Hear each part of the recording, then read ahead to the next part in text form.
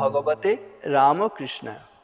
আজকের আলোচনায় আমরা জানার চেষ্টা করব এই চতুর্যুগ কি কি। আমরা জানি সত্যযুগ, ত্রেতাযুগ, দ্বাপর যুগ এবং কলিযুগ। কিন্তু আমাদের জীবনের সঙ্গে এর সংযোগ কোথায়, এটি দেখার চেষ্টা করব।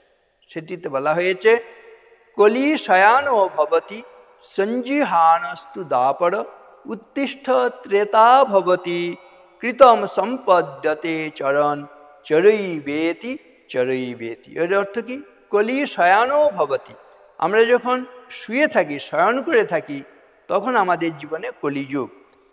কলি শয়ানো ভবতি সঞ্জিহানস্তু দ্বাপর, যখন আমরা জেগে উঠি তখন আমাদের জীবনে দ্বাপর যুগ শুরু হয়। উত্তিষ্ঠ ত্রেতা ভবতি, যখন উঠে দাঁড়াই তখন আমাদের জীবনে ত্রেতা যুগ। আর কৃতম সম্পদ্যতে চরণ, অর্থাৎ যখন চলতে শুরু করি তখন আমাদের জীবনে সত্যযুগ আসে। আরও একবার এই অপূর্ব সুন্দর সুভাষিতটি বলছি।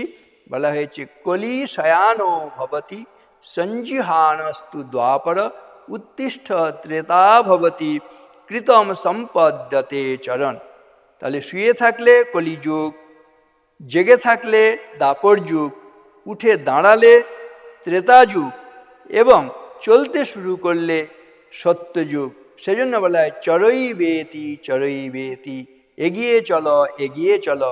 স্বামীজির কথায়, arise awake and stop not till the goal is reached. ওঠো জাগো, যতক্ষণ পর্যন্ত লক্ষ্যে পৌঁছতে না পারছো ততক্ষণ পর্যন্ত থেমো না। নমস্কার।